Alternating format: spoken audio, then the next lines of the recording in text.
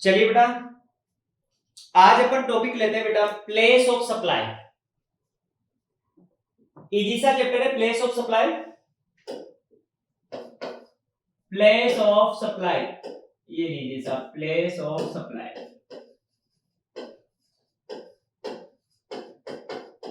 हिंदी में बोलते हैं इसको बेटा आपूर्ति का स्थान, आपूर्ति का स्थान। ठीक बेटा, डायरेक्ट क्वेश्चन से समझना, बहुत इजी टॉपिक है। जैसे इनिशिएशन नंबर 1 लेता हूं मैं।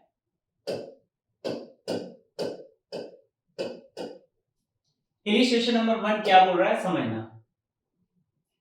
From the following information determine place of supply. एक तो आपको प्लेस ऑफ सप्लाई निकालना है as per section 10(1)(b) of IGST act 2017। कुल मिला के आपको प्लेस ऑफ सप्लाई निकालना है। Where the goods are delivered by supplier to recipient on the direction of third person. ठीक, moment of also determine nature of supply। आपको nature of supply भी बताना है कि ये इंटर स्टेट है या फिर इंट्रा स्टेट है। बेटा इन क्वेश्चनों की डायरेक्ट पहचान में बता देता हूं।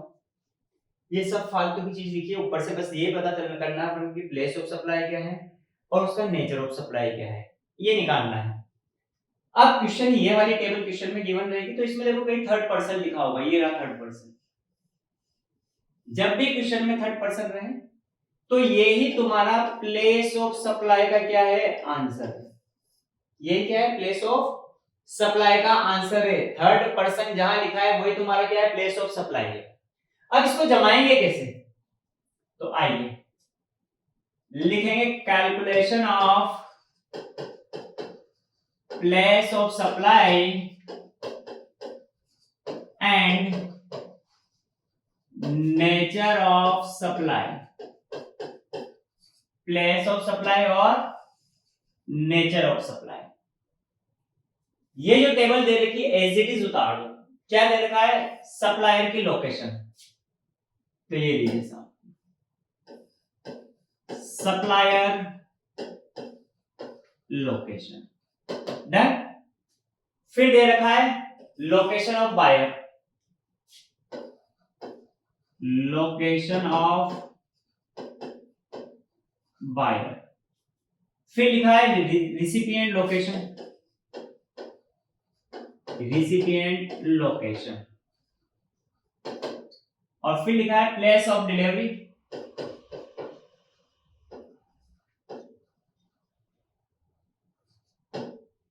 तुम चाहो तो प्लेस ऑफ डिलीवरी बनाने की जरूरत नहीं है, हटा दो, क्योंकि अपन को पता तो चल गया कि आंसर कौन सा है थर्ड पर्सन वाले अपना क्या है आंसर।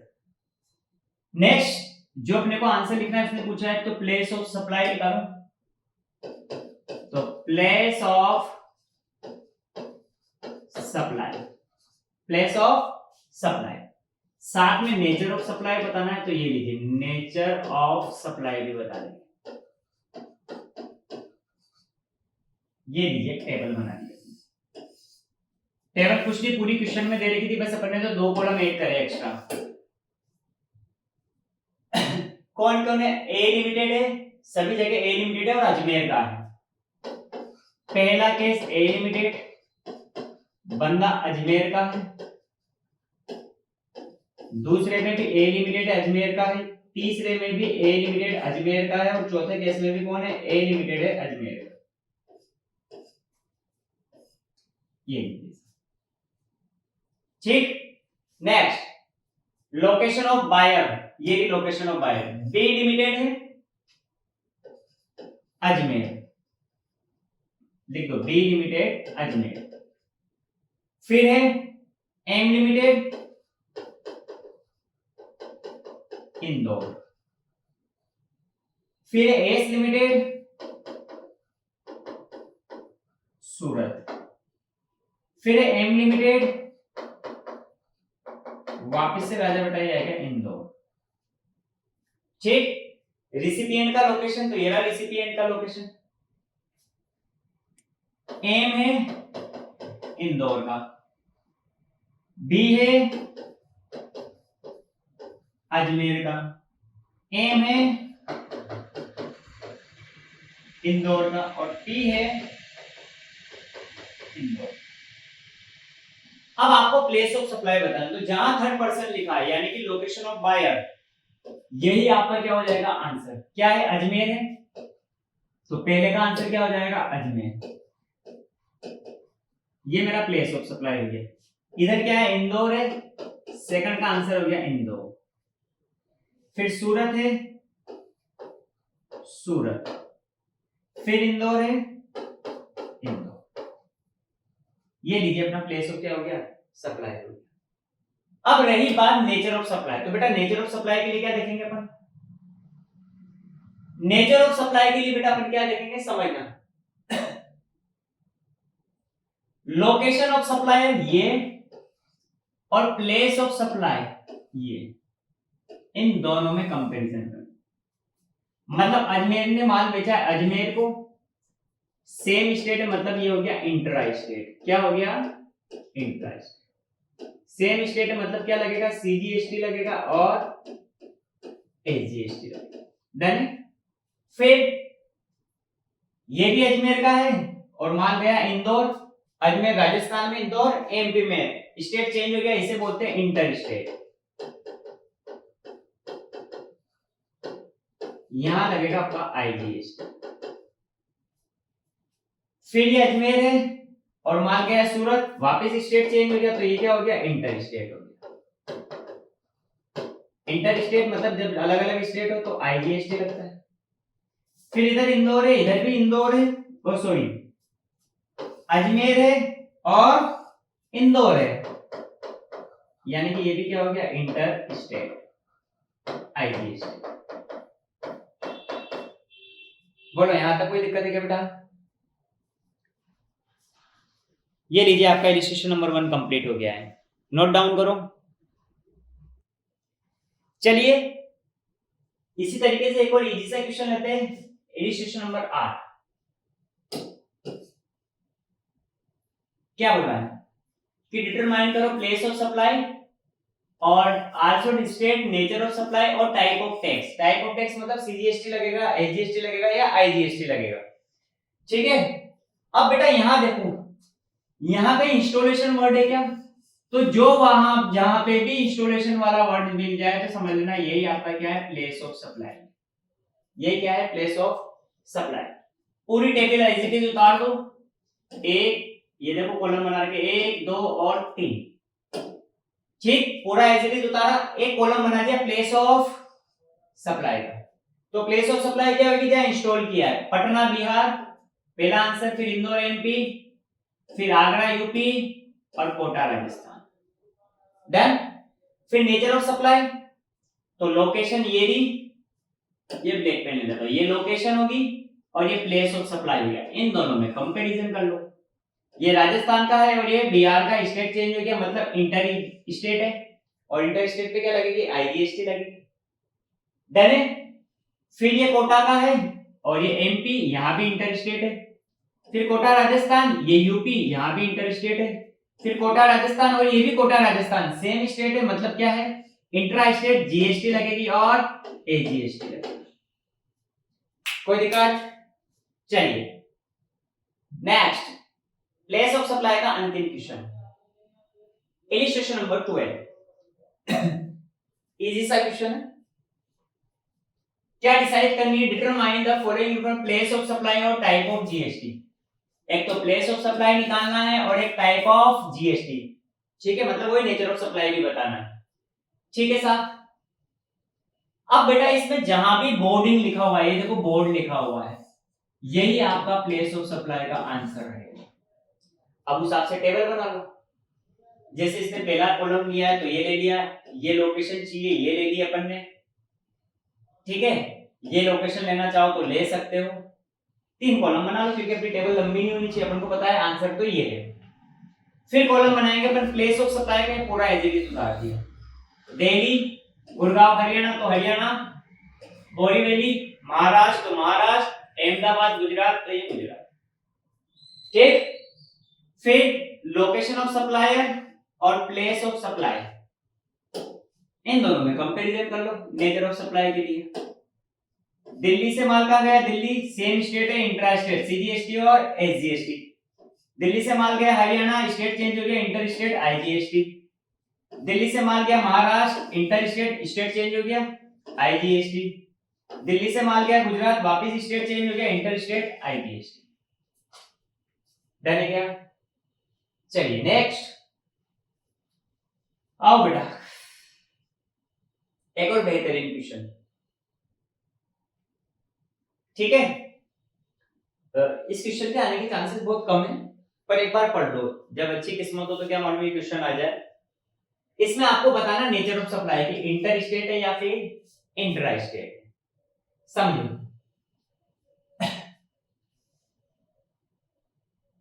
ये इस तरह की टेबल बनेगी, केस लिखा है, पहले आंसर में भी केसेस लिखे, लोकेशन ऑफ सप्लायर, ये लीजिए location of supplier, place of supply, place of supply, ठीक, और यहां नेचर और यहां टैक्स लिख देंगे डायरेक्ट। मैं अब ये ले लेता हूं, चंडीगढ़ से माल गया चंडीगढ़, ये दोनों यूनियन टेरिटरी है, सेम यूनियन टेरिटरी है, तो क्या लगेगा इंट्रा स्टेट लगेगा, और इंट्रा स्टेट में क्या लगता है सीजीएसटी या फिर यूटीजीएसटी। यूटीजीएसटी क्यों आया बेटा यहाँ पे, क्योंकि चंडीगढ़ और दोनों चंडीगढ़ क्या होते हैं, चंडीगढ़ वाले ने माल भेजा किसको, चंडीगढ़ को, और चंडीगढ़ अपनी क्या है यूनियन टेरिटरी, ठीक है।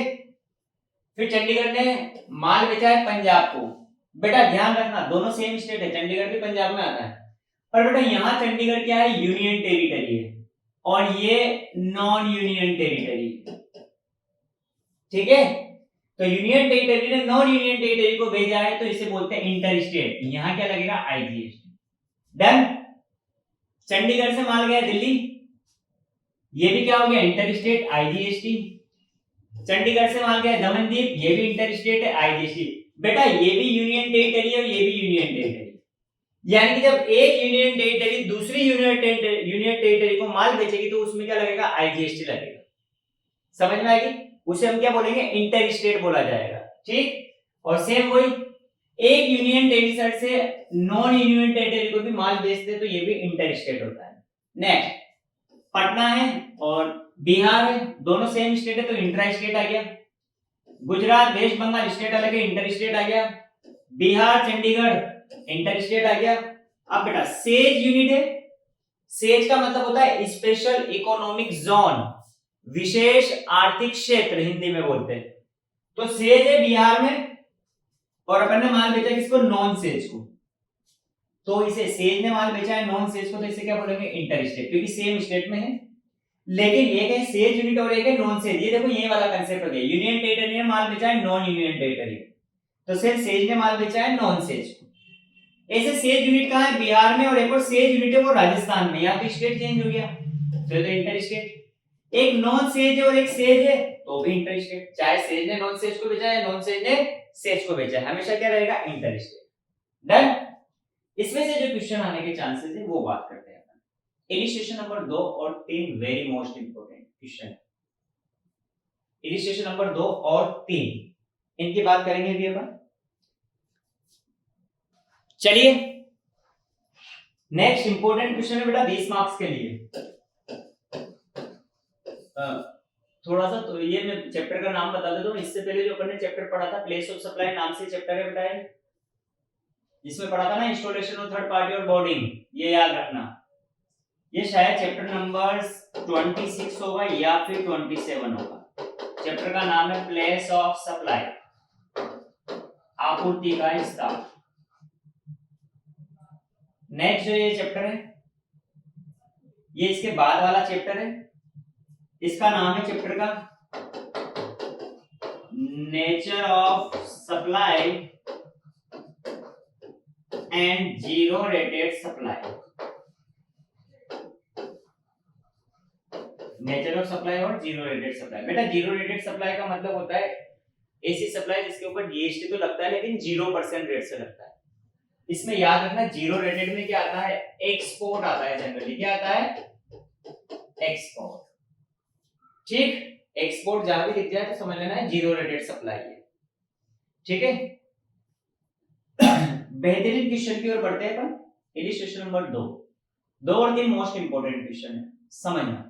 मैक्सिमम रिफंड का क्वेश्चन है। क्या बोला है क्वेश्चन ने समझते हैं कि सपना manufacturer and exporter private limited furnish the following information and required to compute the maximum refund. आपसे क्या बोला है, मैक्सिमम रिफंड फाइंड आउट करो, ये लिखा है मैक्सिमम रिफंड कितना मिलेगा in respect of zero rated supply, zero rated supply के रेस्पेक्ट में कितना इसको क्या मिलेगा, रिफंड मिलेगा अंडर रूल 89(4). चलिए साहब, initiation number 2, computation of maximum refund in respect of zero rated supply। ये ऊपर अपन ने बना दिया, बट आप ध्यान से समझते जाना, ठीक। चलिए सबसे पहले अपन लिखेंगे नेट आईटीसी। आईटीसी का मतलब क्या होता है, पढ़ चुके अपन, इनपुट टैक्स क्रेडिट। आईटीसी का मतलब क्या होता है, इनपुट टैक्स क्रेडिट। बेटा ध्यान रहे, इनपुट टैक्स क्रेडिट यहां किसकी लेनी है वो भी मैं लिख देता हूं। एक तो सर्विस की लेनी है और एक गुड्स की लेनी है। ध्यान रहे यहां कैपिटल गुड्स को नहीं लेना है, कैपिटल गुड्स की नहीं लेनी है, इसको नहीं लेना है, ठीक। चलिए क्या है इसके अंदर नेट आईटीसी में, तो लिखा है input tax credit available on input. On input मतलब गुड्स की बात हुई है, तो ऑन गुड्स, गुड्स को अपन इनपुट बोलते हैं। वो कितना दे रखा है बेटा, 1 लाख रुपीस का दे रखा है, 1 लाख रुपया। फिर input tax credit on input service, service पे तो ये लीजिए ऑन सर्विस, सर्विस पे दे रखा है 20,000। फिर input tax credit available on capital goods, पर इसको नहीं लेना है, बस। तो इन दोनों का टोटल कर दो, ये आ गया अपना कितना, 1,20,000 की मेरी टोटल नेट आईटीसी है, मतलब इनपुट टैक्स क्रेडिट रखी हुई है, ठीक है। नेक्स्ट बात करते हैं सेकंड। अब निकालेंगे जीरो रेटेड सप्लाई। क्या निकालेंगे, जीरो रेटेड सप्लाई। अब बेटा जीरो रेटेड सप्लाई क्या होती है, दो तरह की होगी। ऑन गुड्स, अगर गुड्स का होगा तो इसका हम देंगे वर्किंग नोट, तो ये लिखा मैंने वर्किंग नोट नंबर 1। और ऑन सर्विस, मैंने बताया था जीरो रेटेड सप्लाई का मतलब क्या होता है, एक्सपोर्ट। जहां भी एक्सपोर्ट दिख जाए वो क्या होगा, अपना जीरो रेटेड सप्लाई। जैसे आइए taxable value of as good exported, लिखा हुआ ना एक्सपोर्टेड, ये लीजिए साहब एक्सपोर्टेड, मतलब ये जीरो रेटेड सप्लाई है, वो भी काहे की, गुड्स की है, तो इसका तो हम वर्किंग नोट दे देंगे। कैसे निकालेंगे भी सब सिखा दूंगा। ये भी गुड्स का एक्सपोर्ट है, इसका भी हम वर्किंग नोट देंगे। ये तो नॉर्मल सप्लाई है, ये भी देखो सर्विस सप्लाई करिए फॉर एक्सपोर्ट, ये सर्विस है। बेटा सर्विस में जब भी अमाउंट लिखेंगे तो देखो सर्विस का अमाउंट कितना दे रखा है, 2,20,000। इसमें से एडवांस माइनस करना है, क्या माइनस करना है आपको, एडवांस। सर्विस में से क्या माइनस करना है, एडवांस माइनस करना है। तो देखो इंक्लूड 20,000 एडवांस, तो ये 20,000 एडवांस के क्या कर देंगे, माइनस कर। तो राजा बेटा ये बचा है अपना 2 लाख, ठीक। अब मुझे निकालना है ऑन गुड्स, इसका हम देते हैं working note, working note 1। Value of zero rated supply of goods, ठीक। फर्स्ट समझना, इसमें लेंगे कैसे समझना, गुड्स के केस में अमाउंट गिवन, जो अमाउंट दे रखा है। दूसरा डोमेस्टिक वैल्यू, जो भी उसकी डोमेस्टिक वैल्यू दे रखी है उसको गुणा करना है 1.5 से, मतलब डोमेस्टिक वैल्यू का 1.5 गुना, ठीक। जो भी अमाउंट आएगा उनमें से जो भी कम होगा, विच एवर इज लेस, इन दोनों से जो भी कम होगा वही मेरा क्या हो जाएगा, जीरो रेटेड सप्लाई की वैल्यू हो जाएगी। समझ में आएगी? जैसे पहला लेते हैं कि taxable value of goods exported है, जीरो रेटेड है, इसकी वैल्यू कितनी गिवन है, 3,20,000। तो ये लीजिए बेटा 3,20,000 डन। डोमेस्टिक वैल्यू देखो यही दे रखी होगी, value of goods domestically supply, उसकी वैल्यू दे रखी है 2 लाख रुपए। कितनी दे रखी है, 2 लाख। तो आइए डोमेस्टिकल वैल्यू कितनी दे रखी है बेटा, 2 लाख रुपए दे रखी है, तो कर लेते हैं 2 लाख इंटू 1.5, तो ये हो गया 3 लाख।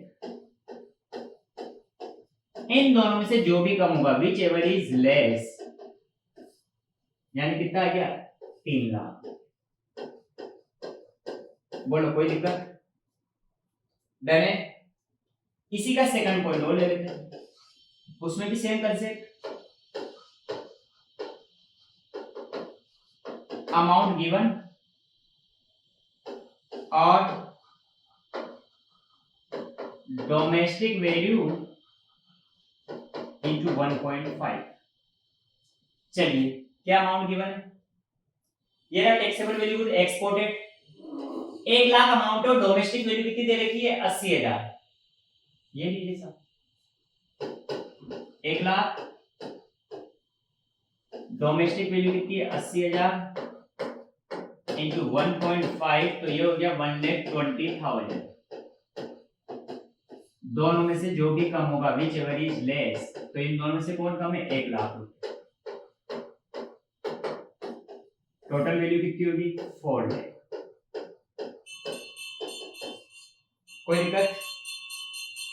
ये गुड्स के केस में करना है, तो इसकी वैल्यू कितनी होगी, टोटल 2 लाख, 3 लाख और 1 लाख, 4 लाख वैल्यू होगी। ये लीजिए साहब 4 लाख यहाँ पे। बेटा सर्विस के केस में तो डायरेक्ट अपन क्या कर देंगे, एडवांस माइनस कर देंगे, तो 4 और 2 कितना हो गया, 6 लाख। फिर थर्ड एडजस्टेड टर्नओवर निकालेंगे। क्या निकालेंगे, एडजस्टेड टर्नओवर। जितने भी टर्नओवर है सारे ले लो, चाहे गुड्स हो या सर्विस हो, एक एक लेते। देखो पहले जीरो रेटेड है, तो जीरो रेटेड का ले लेते हैं, जीरो रेटेड सप्लाई। इसमें भी पहला गुड्स का ले लेते हैं, गुड्स का कितना कितना दे रखा है, ये तो 3,20,000 और 1 लाख। लिख दो जो वैल्यू गिवन है, 3,20,000 प्लस 1 लाख, ये हो गया टोटल बेटा 4 लाख, 4,20,000। कितना हो गया, 4,20,000। ये लीजिए। हाँ बेटा कोई दिक्कत? बोलो। ये जीरो रेटेड वाला था, ये इसका 3,20 है, इसका 1 लाख। एक और एक्सपोर्ट था, ये रहा सर्विस, तो ये लीजिए साहब, सर्विस का भी ले लेते हैं। बेटा सर्विस में हमेशा एडवांस माइनस करना है, तो 2,20,000 है, एडवांस था 20,000, तो ये आएगी राजा बेटा 2 लाख। डन। फिर नेक्स्ट लेंगे इसमें सेम स्टेट में जो माल बेचा है,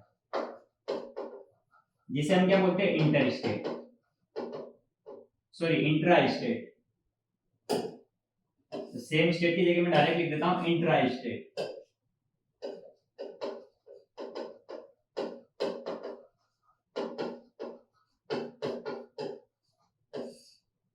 इसमें भी गुड्स की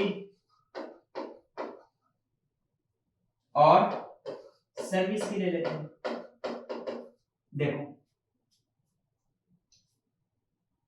taxable value of goods supply with in India, India में माल बेचा है, तो विद इन इंडिया में कितना है, 14 लाख। तो ये लीजिए साहब 14 लाख। तो यहाँ इंट्रा स्टेट की जगह आप क्या लिखो, विद इन इंडिया लिख दो डायरेक्ट, जनरेटिंग खत्म, with in India, supply with in India.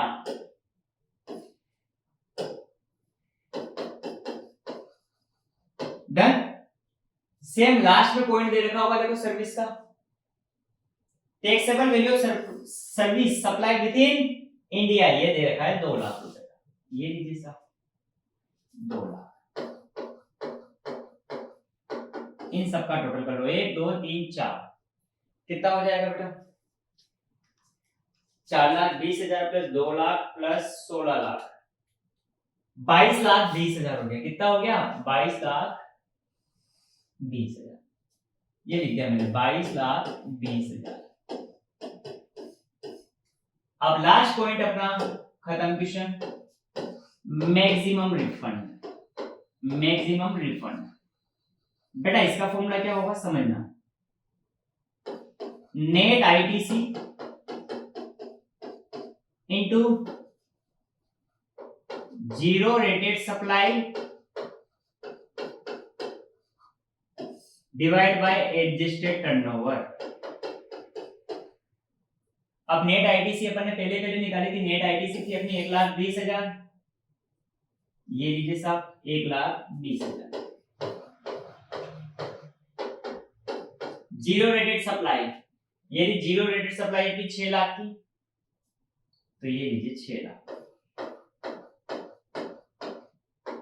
Divide by adjusted turnover, ये रहा अपना एडजस्टेड टर्नओवर 22,20,000।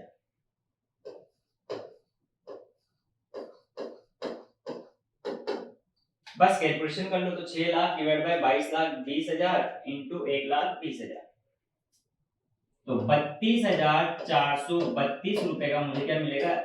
मैक्सिमम रिफंड है। डन है? स्क्रीनशॉट जो लेना है वो ले लो एक बार, मैं इसको छोटा करता हूं। अच्छा वो एक पेज पे तो नहीं आएगा, ये ऐसे कर लो, हाँ ये परफेक्ट आ जाएगा। ठीक, ये लो हो गया, और ये मैक्सिमम रिफंड हो गया। इलिस्ट्रेशन नंबर 2 है। चलिए नेक्स्ट इलिस्ट्रेशन नंबर 3 लेते हैं। ये भी इंपॉर्टेंट क्वेश्चन है बेटा। इलिस्ट्रेशन नंबर 3 ये रहा, है छोटा सा, पर जितना छोटा क्वेश्चन उतने ही माथा बच्ची। मैं इसको रफ कर रहा हूं, स्क्रीनशॉट ले लिया था तुमने, अब आ जाओ साहब।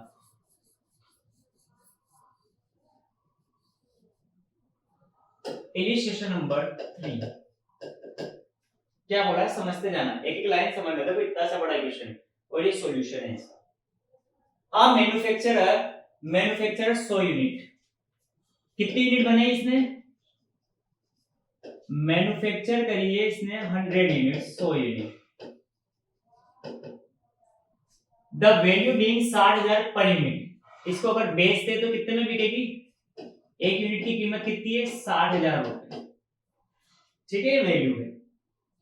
आगे सीजीएसटी और एजीएसटी कितना लगेगा? 9% ईच, मतलब सीजीएसटी भी कितना है? 9% है, और एजीएसटी भी कितना है बेटा?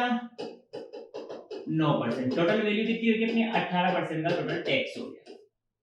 आगे इनपुट टैक्स क्रेडिट है 3 लाख ईच।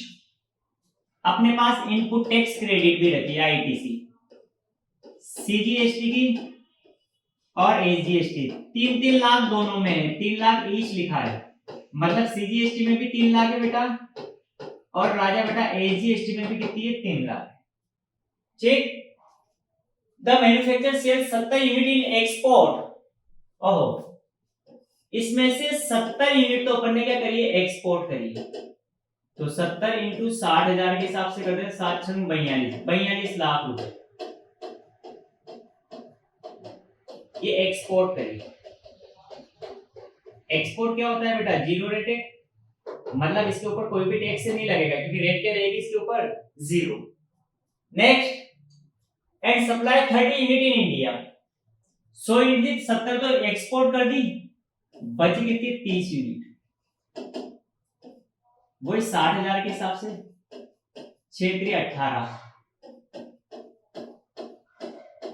18 लाख। ये काम बेचे अपन ने इंडिया में बेचे। इसके ऊपर क्या लगेगा? Output tax. कौन सा टैक्स लगेगा? क्योंकि बेचिए ना, बेचने पे क्या लगता है? Output tax. यहाँ भी आउटपुट टैक्स होता है, लेकिन इस पे तो टैक्स की रेट ही क्या है? जीरो है। तो यहाँ कोई टैक्स लगने की जरूरत नहीं है। टोटल सेल की अगर बात करें तो टोटल सेल कितनी होगी, 42 लाख तो बाहर भेजा और 18 लाख अपन ने इंडिया में बेचा है। टोटल सेल है 60 लाख। ऐसे भी निकाल सकते हो 100 यूनिट गुना 60,000, 60 लाख। डन। आपसे बोला है determine the amount of refund, कि कितना अमाउंट ऑफ रिफंड होगा ये बताना है। चलिए, computation of amount of refund, computation of amount of refund. एक तरफ कॉलम बनाया है पर्टिकुलर का, सीजीएसटी सेंट्रल गवर्नमेंट को जाएगा, एसजीएसटी स्टेट गवर्नमेंट को जाएगा। ये चीज ठीक है। एक एक चीज लिखते हैं। सबसे पहले लिखता हूं मैं आउटपुट टैक्स। कौन सा टैक्स? Output tax.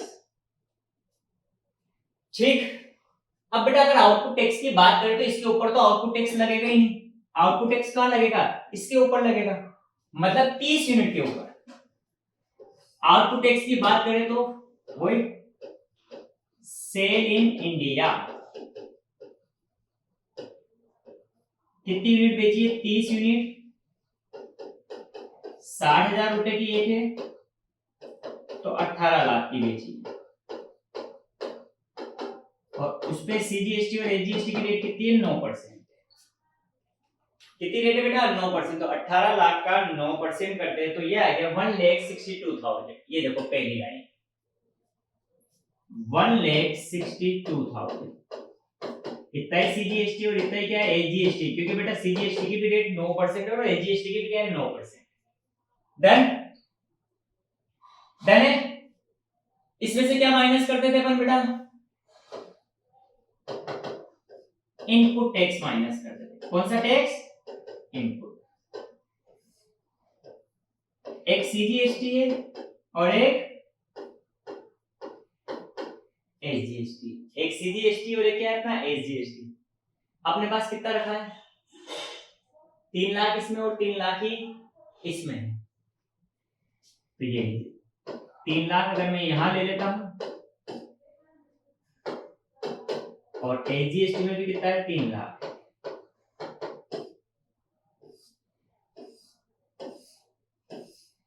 अब बताओ, ये माइनस करेंगे तो मेरे पास बची है नेट आईटीसी। पेमेंट नहीं करना है। देखो यहां इनपुट टैक्स 3 लाख है, लेकिन मेरे को तो चाहिए कितनी थी? 1,62,000। तो 3 लाख माइनस 1,62,000 करते, मेरे पास अभी कितनी और बची है? 1,38,000 की इनपुट टैक्स क्रेडिट और बची हुई है।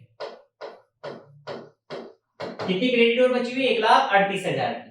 डन है। अब निकाल लेते हैं, मैक्सिमम रिफंड निकालना है। ये पूछा है ना, मैं मैक्सिमम रिफंड पूछा है। तो चलिए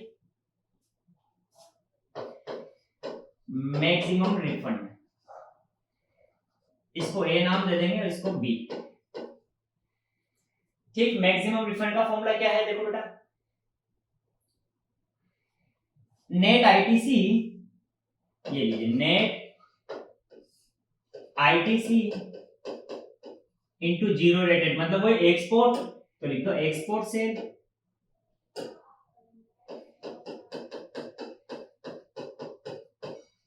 और डिवाइड बाय टोटल सेल।